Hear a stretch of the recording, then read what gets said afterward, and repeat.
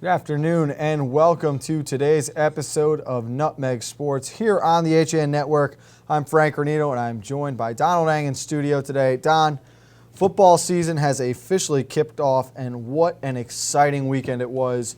What were your initial takeaways from the weekend? Well, really just three things. First, Darien is for real. Not that anyone really doubted it, but the Wave looked extremely impressive, demolishing a young St. Joe's team. Also, Staples. Looks like they might be Staples again with an impressive win over McMahon. We could be looking at a monster game between those two teams Week 9 because I really don't see Darien losing before that game, and Staples will probably be favored in every game between now and then, with the possible exception of against Ridgefield, my number 3 team of the week. My third observation, what a performance by the Tigers. We'll get to that in a minute. It was a great weekend. You're right, and I think that Darien does reload. It's not a lot of the names that we knew last year, but we will know them again, I'm sure, very easily within the next coming weeks. Staples did look really good. There was a lot of questions surrounding that team with the loss of Ethan Berger, the senior running back for the season. But you talk about a Ridgefield performance, and we were there for that game Friday night, and it was an unbelievable game to cover. But they go from it didn't look like they had a secondary on the field in the first half at times. Every play, there's a Trumbull receiver 30 yards behind the coverage, and then it turns. Johnny McElroy and Danny Hoffman had their way with the Ridgefield secondary in the first half. They were up 27-10 at halftime. Was as much as 33-20, I believe. And I said to Kevin Coleman and Mike Suppy, who were on the call with me, if Trumbull scores again right now, is this game over? This was with 5 minutes left in the third quarter. But then came back the Tigers as they clawed their way to a 29-point unanswered run to finish the game. They win by a final score of 46-33 down at Tiger Hollow. Let's take a look at some of the highlights from Friday night's game. Live from Tiger Hollow, it is opening weekend for the 2016 FCIAC football season. And we have seen the explosiveness and the experience on display as the Eagles down the seam, Rivera for the touchdown. Too easy. Make it 4-ease. Roberta's first score of the night. Ridgefield trailing by 17, but having some success on the opening drive. Empty set. Fowler throws off the back foot, looking for it up in the air. Caught off the tip. Palmer for the touchdown. Palmer comes down with the ball. What a great grab, an athletic play. Almost a great defensive play by the Eagles there, but a great grab by Palmer. Standing almost 6'3" as the give is inside to Woods. Hits a seam, and now he's off to the races. Nobody's going to catch him. Marquise Woods, one play to the house. Marquise Wood on the carry. Touchdown. Wow. We'll expect to see 2 plays.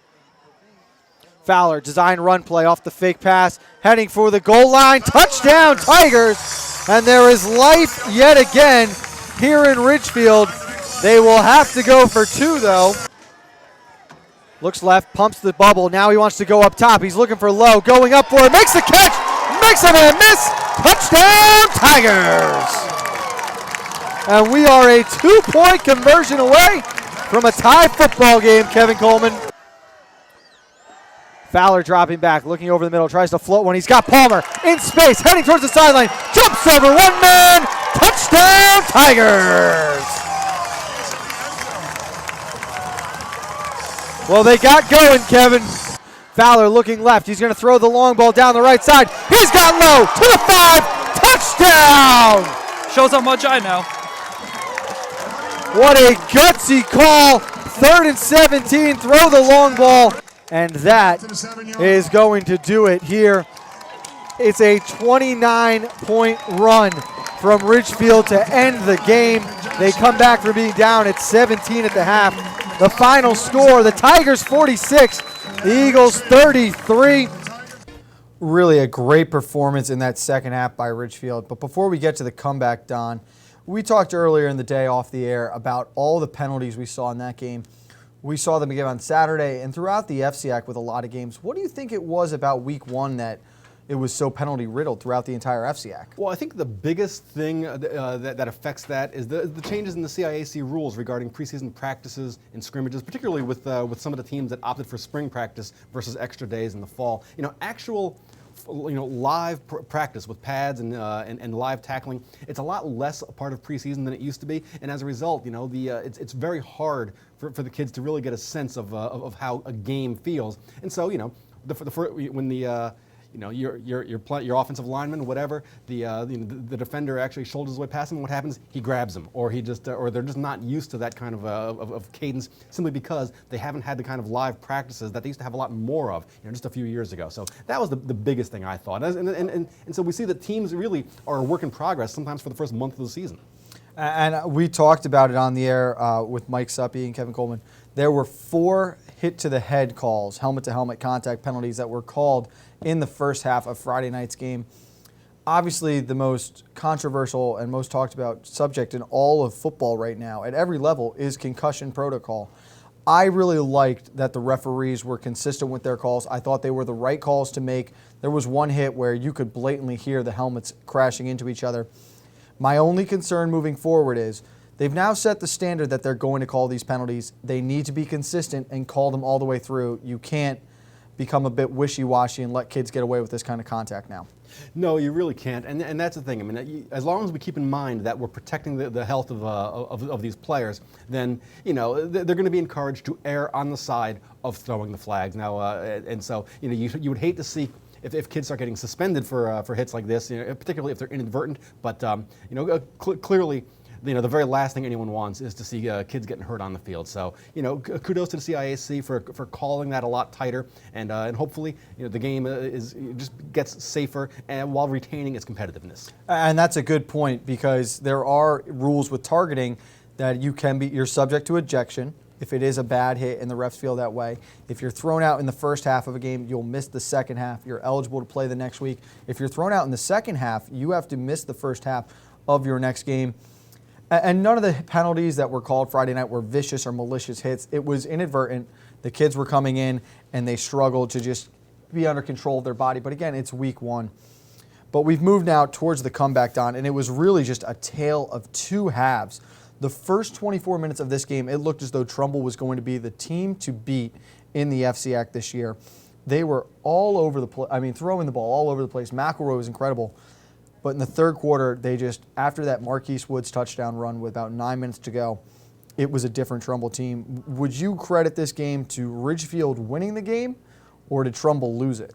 It's kind of like 2 halves of the same coin. Trumbull killed themselves with mistakes. Penalties, things like that. We were that stop drives. We talked off the air again.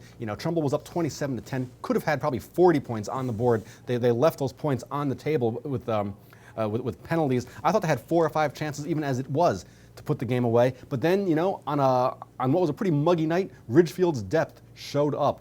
The Tigers dominated the second half, 29 unanswered points. So that really, that really says it all right there. It was depth and just kind of like a never say die attitude. I credit Ridgefield more so than I blame Trumbull. And keep in mind, it's 29 unanswered points that started. They scored that first touchdown with 30 seconds to go in the third quarter. They really went off. They scored 22 points in the final quarter. And you could see the depth becoming an issue. Trumbull players starting to cramp up late in that fourth quarter. We were standing up there, and you felt that humidity. It got thicker and thicker, just so sticky through the night. And both teams ran a lot of plays. Ridgefield went up tempo. They spread it out. I was most impressed with both quarterbacks in this game, Don. I felt they both were just played so well. Fowler took a little longer to get into a groove, but he and McElroy really put on a clinic. Do you think Coach Maffei maybe came off the pedal a little too soon? Because McElroy and Hoffman beating that defense up for a while. After the 9-minute mark of the third quarter, it felt like they shortened the playbook. Yeah, I kind of think I got the feeling that's what they did, particularly because they had some success, a little bit of success in running the ball in that third quarter, and then it seemed like they just kind of wanted to get away. They were up 16 points. So that's 2 scores and 2 2-point conversions. It's not like they were in running clock territory, but. In all honesty, I don't care if you're just taking knees and punting. You can't give up 29 points in a quarter and 30 seconds. That's just more so than the offense going away from their game plan. The defense has to be better than that. And you're right. They were up 16 points with 9 minutes to go after Woods bust through for the 75-yard touchdown run. And we talked about the speed of Marquise Woods. I think he will be one of the better players in this conference this season. Credit that Ridgefield defense who really shut him down with the exception of that one play. But then the game starts to shift. Ridgefield gets a little momentum, but it happens so quickly because of those big plays. We saw some of the highlights. Fowler just throwing up jump balls. Credit the receivers. Balls were thrown in the right spot. The receivers were making big plays, but just an unbelievable turnaround there, really. Trumbull now gets a little bit of time to lick their wounds. They've got Ludlow coming up this week, who struggled against Norwalk. Then a West Hill team who we'll talk about a little later on. They were impressive against Greenwich.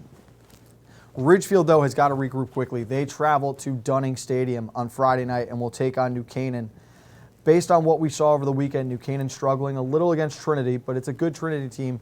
Who do you think has the early advantage for that Friday night game? Now, that's an interesting question because we saw Ridgefield, in the first half at least, struggle a lot against the pass. But then again, New Canaan surprisingly struggled throwing the ball against Trinity Catholic. So I think New Canaan gets it done mostly because the Rams simply do not lose to FCIAC teams not named Darien. The last time the Rams lost in conference to a team other than the Wave, week 2 of the 2012 season, 33-0 since then. So I'm picking the Rams. Not entirely confident in that pick, but I'll stick with it. It will be a really good game Friday night, and New Canaan does have some quarterback issues that they need to figure out. It was an uncharacteristic New Canaan team, seeing them not be able to throw the ball after a line of the past 10 years with some of the best quarterbacks in the state.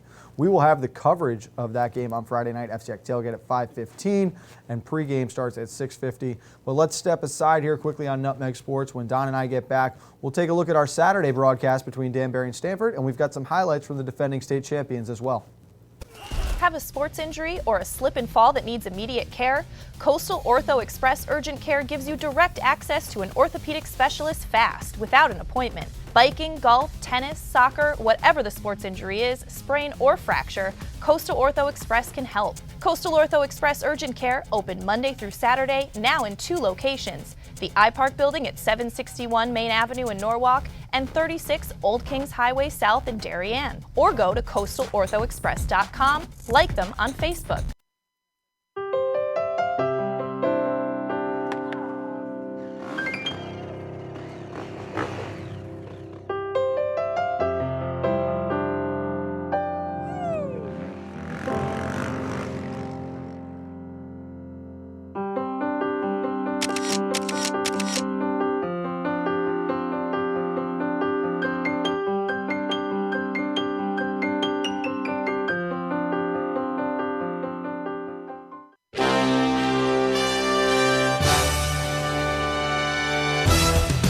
Give your day a jumpstart with the latest news, sports, weather, and more on Coffee Break, live on the HAN Network, weekdays at 11 a.m.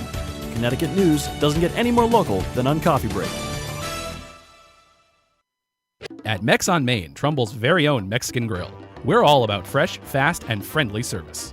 Our Main Street restaurant offers the best in traditional and non-traditional Mexican dishes, with only the best ingredients, never frozen.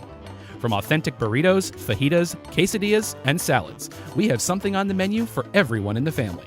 And enjoy our open salsa bar, giving you more ways to customize your meal.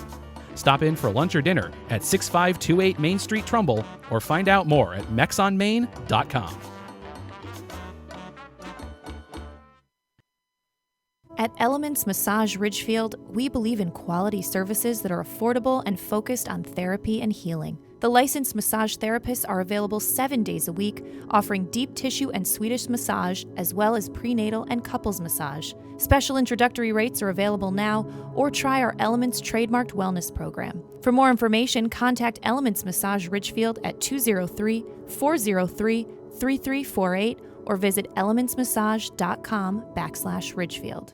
At Greenwood Physical Therapy of Bethel, individualized care, knowledgeable staff, and state-of-the-art equipment provide the best of orthopedic and sports medicine services. Our experienced therapists at Greenwood provide the highest level of knowledge and care. Greenwood accepts most kinds of insurance, and staff are there to answer your questions. Open Monday through Friday from 7 a.m. to 7 p.m., the clinic serves the greater Danbury area and is a convenient drive from Reading. Appointments are available within 24 hours. Just call 203-917-4792 or visit greenwoodphysicaltherapy.com for more information. Hi, this is Leo Carl from Carl Chevrolet in New Canaan, and you've heard me talk about the Chevy Volt for years. The new model gets 53 miles on EV charge daily, plus 420-mile full range. But don't take my word for it.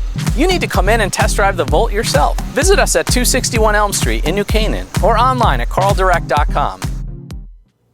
Welcome back to Nutmeg Sports here on the HAN Network. Frank Granito and Donald Eng in studio today. Don, after Friday night's game, you didn't really know what to expect heading into Saturday. You thought you'd seen it all, but I thought that Saturday's finish between Danbury and Stamford might be the best game that we see all season long.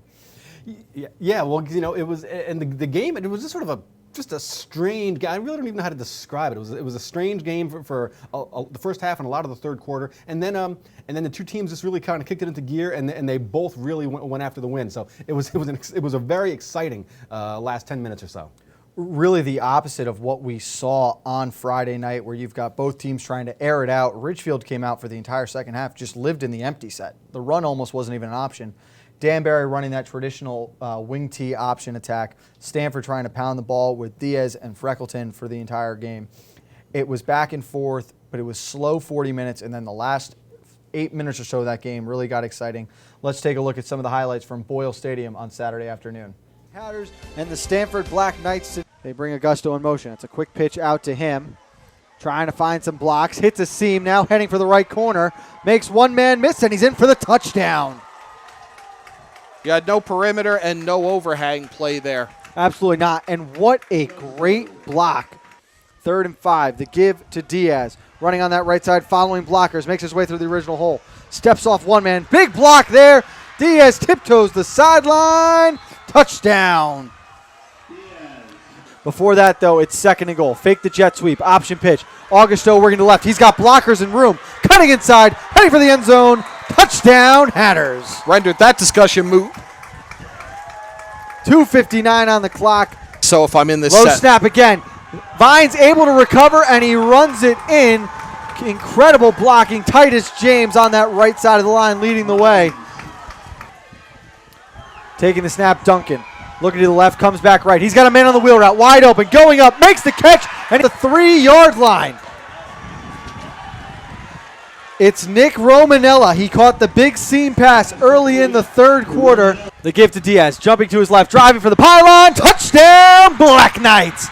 And Stamford is back on top. It's knocked down, and it is over. The Black Knights come out on top. What a finish, John. Really an unbelievable finish, Don. Those last 3 minutes, you have Danbury scoring. There's an offside penalty that gives them the 2-point conversion opportunity from the 1-yard line. I like the decision to go for it. You don't put the game into the sophomore kicker's hands. They go for the lead, take control of it. There's a pass interference penalty on a big 3rd and 20 that gives Stamford new life. Again, we saw penalties play a big role in one of these games. Yeah, I mean, and you hate to see that. Just, as you mentioned before, it's like sort of a strange kind of herky-jerky kind of feel to the game with fake punts on 4th and 10 and things like that. They just kind of like really gave the game a strange feel to it. But hey, how about that Stanford running back Diaz? I mean, you stop him at the line, because if he gets ahead of steam going, you're not going to tackle him. And just Tyrell Diaz was incredible. He had all 3 touchdowns for Stanford. You had Aaron Augusto for the Hatters, who produced 2 of their 2 touchdowns. But watching Diaz, at the end of the first half, Stanford is down, 20 seconds to go, and they're on their own 25, and you're thinking to yourself, okay, nothing we can do. You're going to maybe run one play, try to get into halftime. They throw a middle screen that Diaz bounced off about 3 tacklers and went 75 yards. And the big fella has got some speed, too. There's some burst there, but he had several touchdown runs from outside of 30 yards. It was just true football at its finest, smash mouth. We've got a big running back. Let's see who can tackle him. And the heat really played a factor in that. Yeah, you know, it's funny, you mentioned with Diaz having the speed that he does at the size that he is. You know, you don't want to be in front of him when he's running downhill. On the other hand, you really can't chase him down from behind either. So pick your poison. We also had the defending state champions in action on Saturday. They opened up their season up at St. Joe's against the Cadets. The Darien-St sports editor Steve Buno was at the game. Let's see some of the highlights from that one.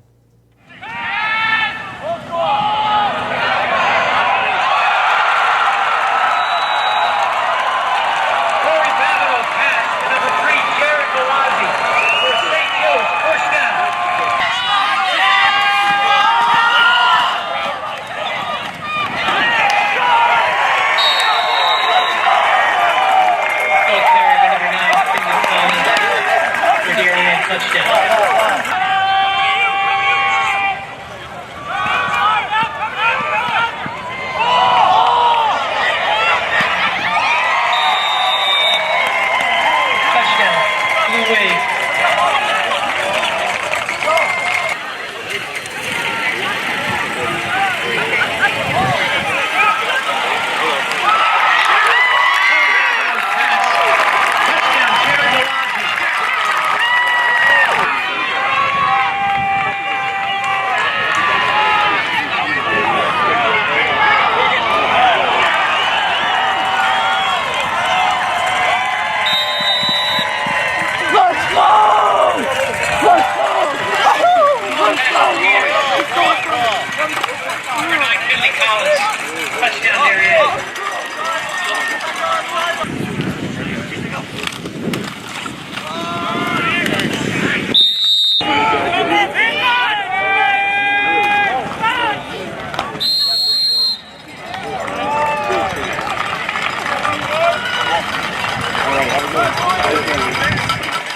Touchdown, Darien, number 21, Mitchell Pryor.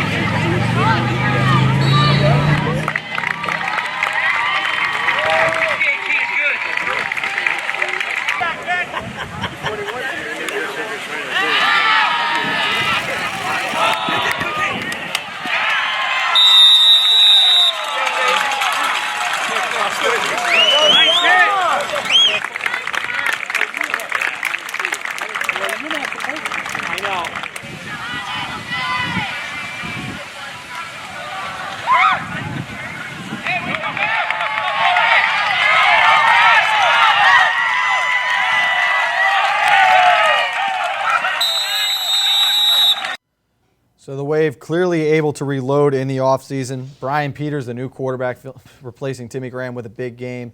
Finley Collins coming up big as a senior captain, but all signs point to Darien being there at the end of the year again, Don. Yeah, I mean, coming into the week, we kind of wondered, we felt that Darien would probably take a little bit of a step back, maybe not be as dominant as they were last year, but if they did take a step back, it wasn't a very big one. A very impressive performance against a young St. Joe's team, but still, a St. Joe's team that is considered to be, probably somewhere toward the upper half of the FCIAC. And I just wanted to mention that renovated Donald Eng Field looks great, doesn't it? It really does look great. Thanks again to Steve Buno for the footage as well. Where do you think this leaves St. Joe's now moving forward? Darien obviously was the toughest game on their schedule. How do they rebound from this and move forward now, Don? Well, it's a loss, but it's not what I would call a devastating loss because if they were being honest in St. Joe's, they probably expected that this was going to be a tough game for them to win. It's one of those where it almost doesn't matter because you just kind of expected it. But they'll rebound. They've got a fairly tough schedule for a young team, even all the way through to Trumbull on Thanksgiving. This may be a year that Darien doesn't quite make the Class M state playoffs, but I expect them to rebound. We'll take one more break here on Nutmeg Sports, but when we get back, Don and I will take a look at the rest of the action from football that happened this weekend in the FCIAC, right here on the HAN Network. Walter Stewart's Market in New Canaan is your time-saving local shopping destination for the best of spring. Find many of your favorite products, from great specials on everyday items to the freshest organic produce, artisanal cheeses, and grass-fed steaks. Drop off your knives to be sharpened, grab a beautiful bouquet of spring flowers, and stop in next door for a wine tasting. Plus, their personable staff is always ready to lend a helping hand. So stop in to Walter Stewart's Market, 229 Elm Street today, or shop online at stewartsmarket.com. I'm John Kovach. I'm a newspaper editor. I'm a high school football coach. I'm a television presenter. And I want you to love fishing as much as I do. Tune in to Yankee Fisherman, Thursdays at 1 on the HAN Network. It's like going to the tackle shop without leaving your office. You're watching the HAN Network, and you're not alone. More than 1.5 million viewers have watched our live sports, news, and entertainment broadcasting since the network launched in August 2015. Advertise on the network that reaches Fairfield County, Connecticut's most engaged audience. Contact Advertising Director Jessica Murrin at 203-273-7312 or email jessica@han.network.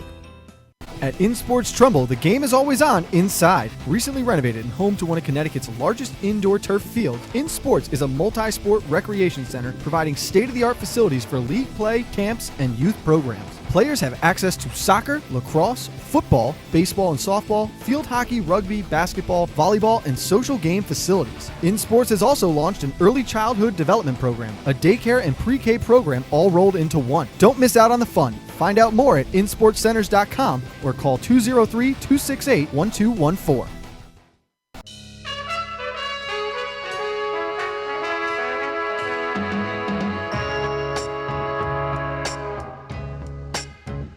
Washington Prime, now open on Main Street in Georgetown. Come enjoy our relaxed setting, excellent service, award-winning nightly happy hours, and feast on our creative new American cuisine. Connecticut Magazine's winner for Best Steak, Washington Prime of Georgetown. The leaves are changing, water temps dropping, and the sun is setting a little earlier each day. But there's still a lot of great boating, fishing, and coast time left before we see the first snow. And above all, remember, it's always summer at the Dock Shop. With loads of new fishing tackle and accessories, clothing, jewelry, and home decor, the Dock Shop is just what you need when you start to feel that New England autumn chill. Boater, beach bum, fisherman, or simply love the New England coast, this is a unique place to shop. The Dock Shop, 51 Tokenique Road, Darien, 609 Riverside Avenue, Westport, dockshop.com. At the Ridgefield Suzuki School, we believe that every child can. Using the internationally recognized Suzuki method, children learn to play their instrument in an environment of encouragement, parental support, and community. The Suzuki approach seeks to develop the whole child, to help unfold his or her natural potential to learn. Private lessons and group classes are offered on violin, viola, cello, and piano for children ages 4 and up, and young children can enroll in their school's early childhood classes before beginning an instrument. The Ridgefield Suzuki School, nurturing a love of music in all children. Call us at 203-403-2667 or visit ridgefieldsuzuki.com. At the Ridgefield Suzuki. Welcome back to Nutmeg Sports here on the HAN Network. Don, as we look around the rest of the conference, we were just talking off the screen what we think about Norwalk this season, where they could finish. They took down Ludlow 41-19 on opening night. In the pregame, I actually picked Ludlow to come away with the win. Kovac really let me down on that one. But Ludlow was up 6-0 at the end of the first quarter, had a little momentum into the second, and that's when penalties started to plague them. What do you think of this Norwalk team this year? You know, I think they could be. I think they could be kind of a sleeper team. I mean, I kind of think that probably about 6-4 would be a nice season for them. But I think they play a lot of the programs that are expected to be playoff teams this year, and I think there's a pretty good chance they break through and beat one of those teams. I mean, they've got after they played Ludlow last week, then they have Ward. Then Trinity, Ridgefield, Central, West Hill, New Canaan, Greenwich-Trumbull, finally McMahon. I mean, that's 6 or 7 wins is probably a realistic goal for this Norwalk team. And that's a Ward team this week who's coming off a disappointing loss. They're a dangerous team, though. We talked about them in the pregame as well. Wilton coming away with a 21-14 victory in overtime. They scored in the on the first possession of overtime. Ward unable to answer. We see Ward as being a team that's still going to come back and try to ground and pound. Coach Delavope has got a running back he can rely on, lean heavily on. But it clearly didn't work week 1 against a Warriors team that Ward probably feels they should have beaten. Yeah, I'm sure Ward is kicking themselves for that. A great win for Wilton on a night they dedicated the memorial to former coach Tom Fujitani, longtime coach. So good to see the Warriors back on track and opening the game with running out of the double wing. So pretty neat moment. Wilton could be an interesting team out of the East if they get a little momentum here. Again, really in the East you've got Darien, Staples, and everyone else. If Wilton gets a little momentum, can find themselves maybe squeak out a win against Staples or Darien somehow, they could be right there, big-time contenders in the States at the end of the year. Yeah, they could be. And then the other thing is, even with those two teams on their schedule, 8-2 will probably get them into the Class L playoffs. So it's very early. Obviously, we're just week 1, but it could be a nice season for Wilton. The other game from Friday night was Staples and McMahon. Staples came out on top 38-13. This is a Staples team you're really high on, Don, and they came out and showed it week 1. Yeah, 200th win for Coach Petrosia, and then and just a great, just a good performance. They were coming off. Staples was coming off a very uncharacteristically down year, and then received some bad news, losing a running back for the season, but able to put it together. I think that McMahon team is actually pretty good, and Staples, with a comfortable margin of victory against them. So yeah, it's again, hope springs eternal. After week one, everyone's optimistic, or at least half the teams are, but it looks like. So Staples could be taking a step back toward being Staples.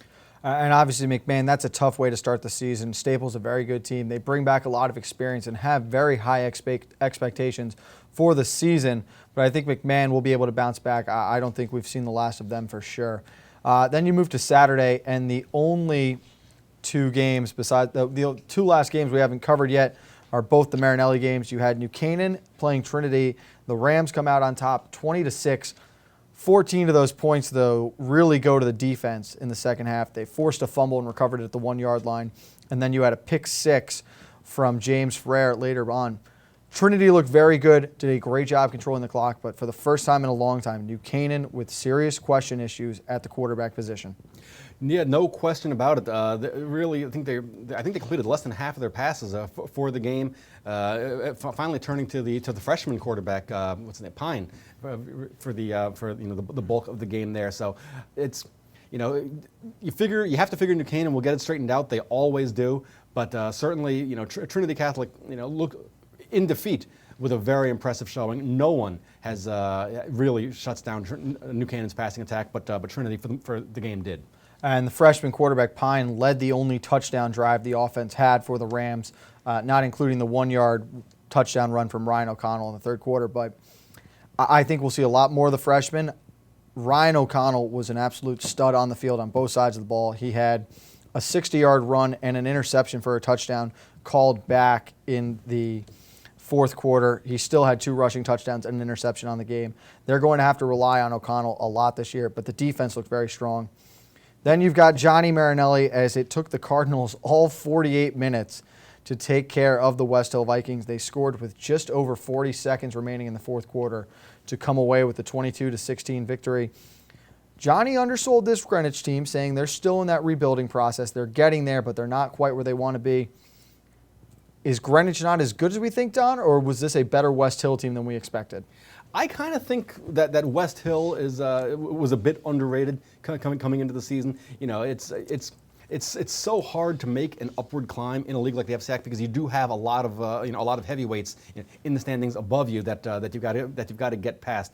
We're going to find out about Greenwich. I mean, they have Trinity Catholic next week and then Darien the week after that. So we saw this week that Trinity Catholic is as good as advertised, hanging very tough against New Canaan. So Greenwich Greenwich hosts Trinity this week and then goes to Darien. So Greenwich could be a very impressive 2-0 going into Darien, maybe 1-1, and then Trinity with Greenwich this week. They could be the best team in Class S, and they might not come close to making the Class S playoffs. They could be the best. You're exactly right. Best team in Class S and be sitting at 0-2 through the first 2 weeks if they can't figure it out. Have to run the table just to get into the playoffs. And it shows you how tough that West Division is right now and what you have to go through. And without an FCIAC championship, we're looking at a lot of teams that could just be eliminating each other from the state playoffs. But we will have coverage of New Canaan and Ridgefield on Friday night. FCIAC tailgate will start at 5:15, and then we're back again Saturday from Cardinal Stadium. Pre-game show will start at 3:40. Kickoff scheduled for 4 o'clock when the Crusaders visit the Cardinals. Don, that's going to do it for this episode, but we will be back tomorrow, and we'll have highlights from the rest of the FCIAC sports that went on this weekend. Don't forget, tonight we are going to Tesla Field at Norwalk High School. We will have live coverage of boys soccer between the Wilton Warriors and the Norwalk Bears. Wednesday, we head to Staples, where Fairfield Ludlow takes on the Wreckers in girls volleyball, and then we'll have our football action this weekend. Great first weekend, though, Don. Couldn't have asked for more. Yeah, great games all over the place, and then intrigue for week 2 already. So it doesn't get any better than that. Absolutely. For Donald Eng, I'm Frank Granito. Thanks for watching Nutmeg Sports. Make sure you tune in to Coffee Break tomorrow morning at 11 with Kate Splenski right here on the HAN Network.